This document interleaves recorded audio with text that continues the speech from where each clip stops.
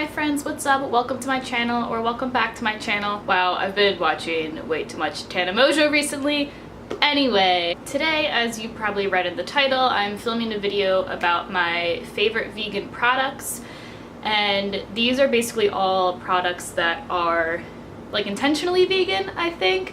Yeah, most of them are intentionally vegan products. They're all food products. If you guys are interested in my favorite like accidentally vegan foods or any of my vegan like makeup, skincare, more health related stuff, let me know because I'd happily film either one or both of those videos somewhere in the future. I think this video is also going to be super helpful for anyone who is new to a vegan lifestyle or trying out vegan foods and vegan products for the first time. I definitely think this is going to be a helpful video for anyone who's new to being vegan, or maybe you've been vegan for a while or you're not even vegan at all and you just came here to appreciate my fantastic makeup I did today.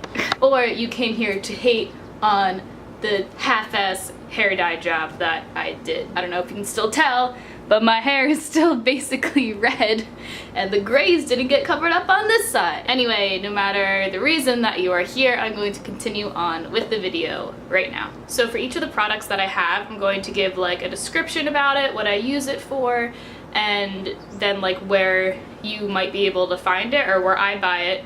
I live in Delaware, so my grocery stores might not be the same as yours, or you may not even have the same grocery stores in your area, but just for the sake of being informative, I'm going to tell you guys where I'm able to find all of these things. So the very first, hi kitty, the very first favorite thing of mine I'm going to be sharing with you. It seems like it's going to be like a Oprah's favorite things type of video, and honestly I kind of like the sound of that. Sarah's favorite things! Except none of you get anything. You get nothing, and you definitely get nothing. Anyway, the first thing I'm sharing, which if you don't already have in your kitchen, you should go out and get it right now, is nutritional yeast. I was probably eating vegan for like 4 or 5 months before I finally got nutritional yeast, because I realized there were so many recipes I was calling for it, and I was like, nutritional and yeast, I don't like the sound of either of those words. Like, why are so many people like buying this and using it? This is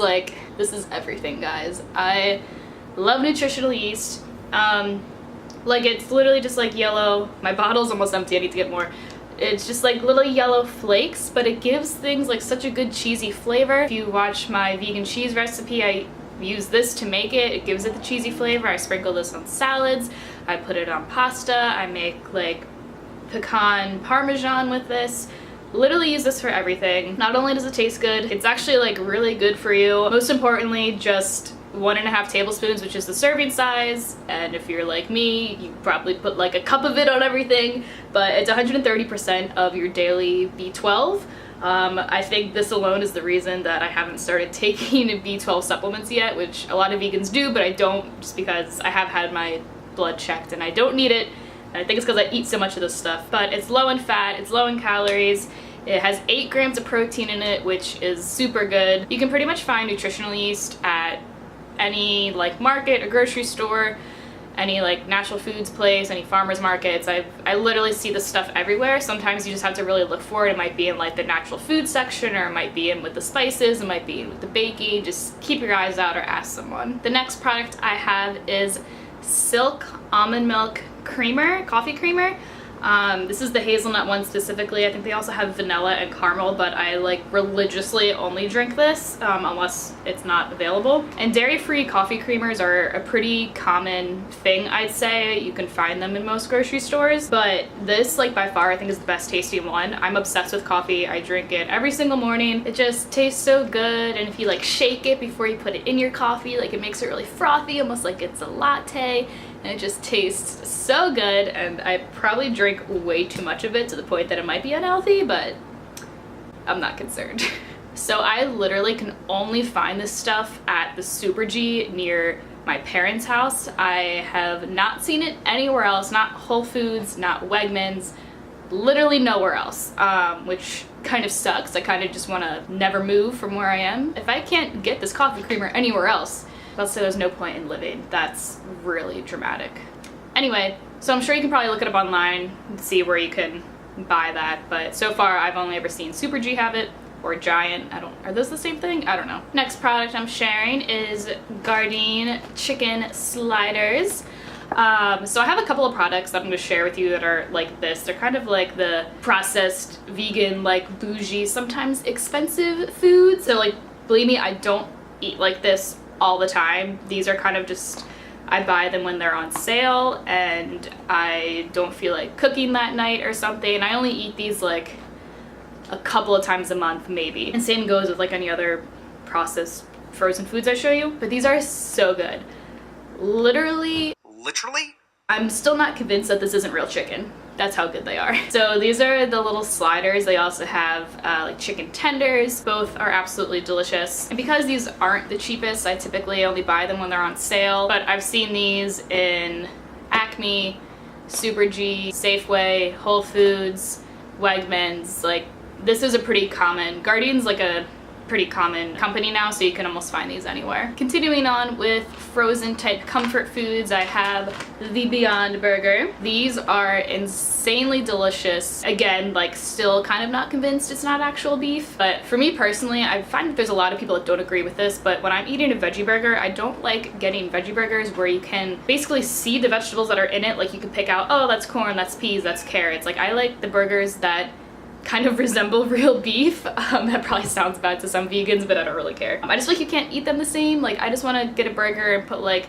cheese and ketchup and mayo and pickles on it, and I feel like it doesn't taste the same when it's on just like a patty of vegetables, if that makes sense. So again, these aren't the cheapest in the world. I only ever buy them when they're on sale. This is actually only the second time I've ever bought them.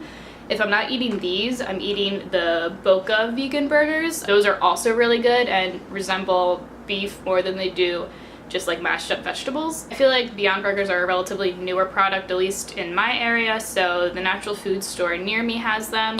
Otherwise, I've only seen them at Whole Foods and Wegmans. I've yet to see them in like a Acme type of place, but maybe they have them near you. There's 20 grams of protein in them.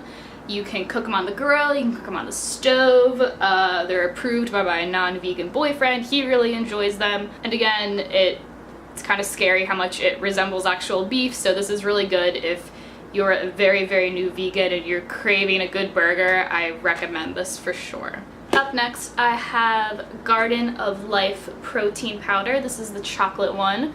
I am in love with this stuff. Before I get into this, if you guys have any questions about vegan protein and if you can get enough protein as a vegan, or any other like misconceptions or questions or opinions you have about eating protein and where to find protein while on a plant-based diet, I'll link a video in the description below. I did a video not too long ago talking about all that. So I mostly only have this on days that I work out because I can easily get enough protein in my diet daily without protein powder. You do not need this unless you're a super picky eater and you're not eating like a variety of foods. But I do enjoy this a lot, and I'll make smoothies with it. I'm actually drinking one right now. This is with the vanilla protein powder. I'll be making a video, I think, next week about different protein smoothies that I really enjoy, so stay tuned for that. But I really enjoy Garden of Life. It has all of the essential amino acids that you need every day, which most plant-based proteins don't have. I get into that in my protein video, but this is a super good supplement for you. There's 22 grams per serving, and it just tastes really good. I don't know. I've only been experimenting with protein powders for a very short amount of time, and the only other one I've kind of used on a regular basis is the Arbonne one, and that one's pretty good too. This one's just cheaper, more accessible to me. Again, most health food stores you're gonna find it, Whole Foods, Wegmans. Haven't seen it at regular grocery stores, but I think you can buy it online too, or you can like track where you can locally find some of this, and a lot of the times there's coupons online, or they'll have coupons in store for you to use. All right, this is my second to last product to share with you. This is the Hampton Creek Just Mayo, the garlic one. Funny story, I actually have never really liked mayonnaise at all. It was never something I ate. This was actually the first one that I think I enjoyed eating. My boyfriend bought this for us like 3 or 4 years ago, before going vegan or vegetarian was like even in my mind. I probably didn't even know it was vegan at that point, but I started using this again because I've been making a lot of sandwiches, so this tastes absolutely amazing. It's oil-based, there's no egg in it. I think they have different kinds as well. They also do like ranch dressing and Caesar dressing. I love those a lot too. I've never tried the other mayos,